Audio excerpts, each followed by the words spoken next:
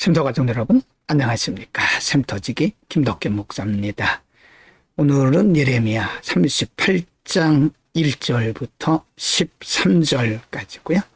오늘 본문도 어제 37장에 이어서 예루살렘이 바벨론에 의해서 막 포위되어 가고 공격당하고 있을 때 시드기야 왕과 그리고 예레미야 사이에 일어났던 일들을 세밀하게 소개하고 있습니다.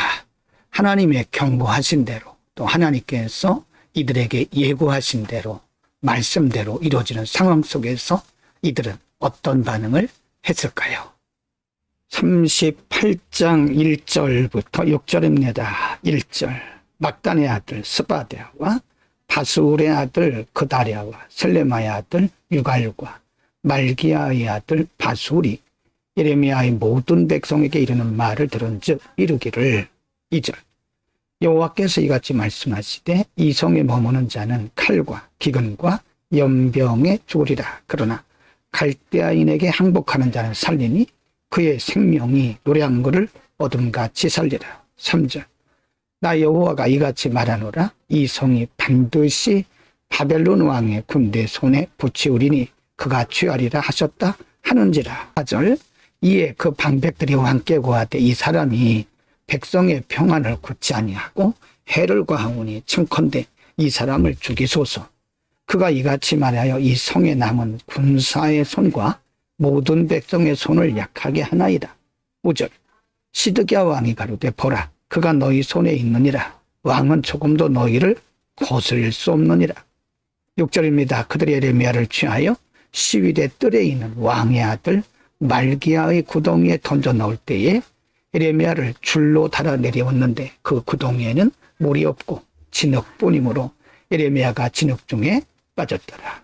예레미야가 하나님을 대신해서 그들에게 그 말들이 이들이 곧 바벨론에 의해서 포로가 되고 이들의 나라가 망한다고 하는 하나님의 예언의 말씀에 대해서 이들은 기분 나빠서 예레미야를 이렇게 죽이기를 원했던 거죠.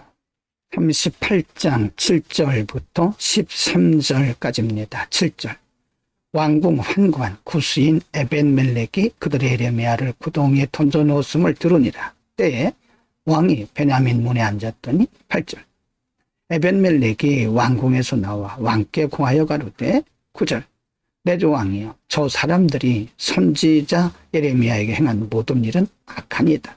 성중에 떡이 떨어졌거늘 그들이 그를 구덩이에 던져 넣었으니 그가 거기서 죽으리이다. 10절 왕이 구스인 에벤멜렉에게 명하여 가로되 너는 여기서 30명을 데리고 가서 선지자 예레미야에 죽기 전에 그를 구덩이에서 끌어내라. 11절 에벤멜렉이 사람들을 데리고 왕궁 곳간 및 방에 들어가서 거기서 헝겊과 낡은 옷을 취하고 그것을 구덩이에 있는 예레미야에게 줄로 내려오매. 12절입니다. 구스인 에벤멜렉이 예레미야에게 이르되 너는 이 헝겊과 낡은 옷을 내 겨드랑이에 대고 줄을 그 아래 대라. 예레미야가 그대로 하매. 13절 그들이 줄로 예레미야를 구덩이에서 끌어낸지라. 예레미야가 시위대 뜰에 머무니라. 하나님의 말씀을 대신해서 그들의 나라가 망하고 바벨론 군대에 의해서 끌려가겠다고 하는 말씀을 전한 예레미야를 죽이려고 하고 또 그를 구덩이에 넣었을 때 바로 구스인 에벤멜렉이 예레미야를 구덩이에서 건져내기 위해서 시드기야 왕에게 말하는 장면을 볼 수 있습니다. 하나님은 이렇게 해서 예레미야를 다시 살리시고 아직도 그의 사명이 남아있음을 말씀하고 있습니다. 악한 세대는 언제나 하나님의 말씀을 듣기 싫어하기 때문에 말씀을 전하는 하나님의 종들을 이렇게 박대하고 학대하고 조롱하기도 하고 이렇게 나쁜 그리고 악한 일들로 괴롭힙니다. 그러나 하나님은 그들을 하나님의 방법으로 구하시고 지키심을 볼 수 있습니다. 오늘은 여전히 하나님의 말씀, 즉 이스라엘이 오늘은 여전히 하나님의 말씀에 대해서 거부하는, 이미 하나님께서는 여러 번 그들에게 기회를 주셨고 경고하셨음에도 불구하고 듣지 않다가 결국은 하나님의 예고대로 경고대로 바벨론에 의해서 공격을 받고 나라가 망해가는 과정 속에서 예레미야를 괴롭히는 이런 장면을 우리가 보았습니다. 하나님은 그들을 꾸준히 사랑하셨고 그들이 하나님께로 돌아오기를 원하셨지만 무지하고 미련한 이들은 말씀을 듣지 못하다가 결국은 바벨론에 포위되고 이렇게 나라가 망해가는 거죠.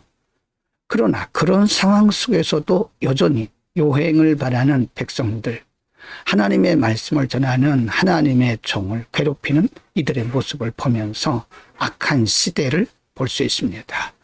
우리가 하나님의 말씀을 듣고 순종하는 것이 사는 길이죠. 기도합니다. 걸어가신 우리 아버지, 오늘 악한 유다 백성들의 모습을 보면서 이 시대도 이와 같다는 것을 우리가 알고 있습니다.